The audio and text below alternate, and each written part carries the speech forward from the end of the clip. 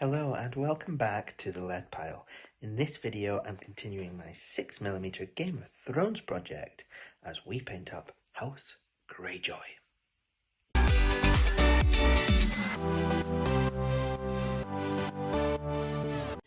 House Greyjoy, the rulers of the Iron Islands, are an ancient house and play a large role in the Game of Thrones.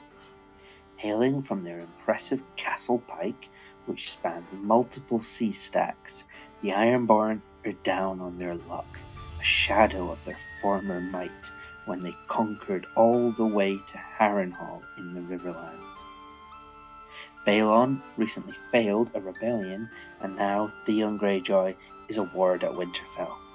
The days of their terrifying longships raiding the coasts and pillaging seem long forgotten, but maybe not for much longer. In the show, the Ironborn wear brown leathers and deep grey-blue cloths. They have square black shields and funny, almost leather caps for their helmets. The closest I could find to this was actually Roman legionaries, again from Bacchus.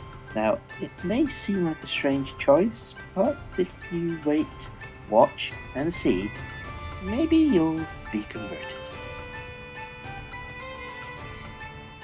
Okay, so the first paint I'm using is Scrag Brown, and this is basically just a nice mid-tone, warm undertone brown. And what I'm doing with this is I'm basically just painting the chest. So that's basically the waist up, and likewise on the back and the sleeves. And this is going to be their main leather padded armor. Now, as you can see, I'm not using a tiny brush. I'm just using a fairly standard brush here, and that's because they hold more paint. You might be tempted, if you're just starting with 6mm, to use a tiny wee bristle brush, but then you'll be constantly dipping it back into the pot. So just take your time, and if you make a mistake, it doesn't matter, because you can just go over it again. Okay, so now for that Ironborn cloth. Now, I really wanted a nice peely-wally sort of blue-grey tone, and I've chosen the Fang, which is another Warhammer paint. I think it's for Space Wolves, maybe, but it works really well. I'm happy with this colour, and what I'm using for this now is the leggings and also the helmet itself. Yeah, you could paint it in silver if you wanted to, or you could just paint it in with brown. But if you see on the show, they tend to have that kind of bluish cloth wrap around it, so I'm painting it blue.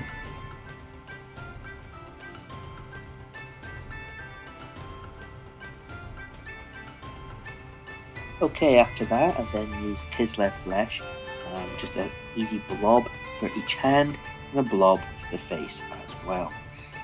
I then use Lead Belcher for the wee spears, and after that it was Abaddon Black, again from Warhammer, for the shield.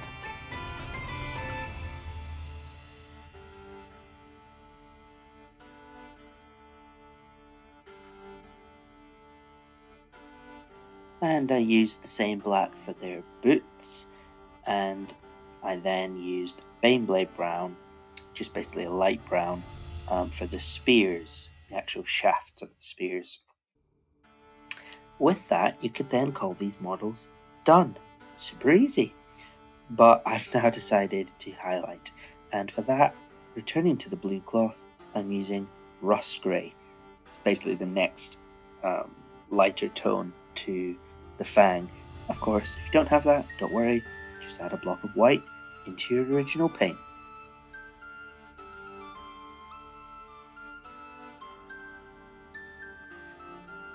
Returning to the leather armor, I've now used Deathclaw Brown, which is almost a sandy colour, because I want a vibrant highlight.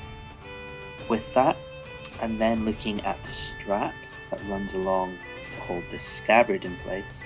You don't need to paint this in 6mm, but I decided a wee flash of colour, and I've gone with a kind of aqua teal colour. This is Thousand Suns blue.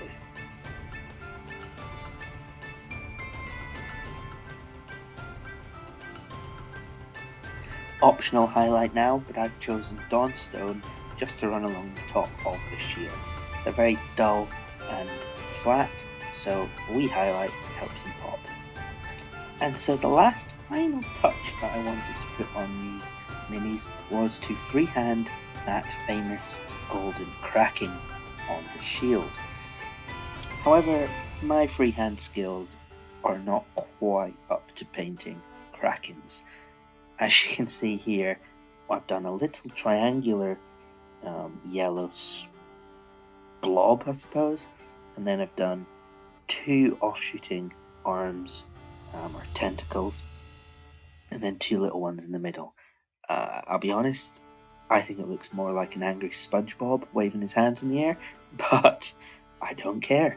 I think it looks fine, and at this scale, when you zoom out, it does the job, doesn't it? So, with that, these models are finished.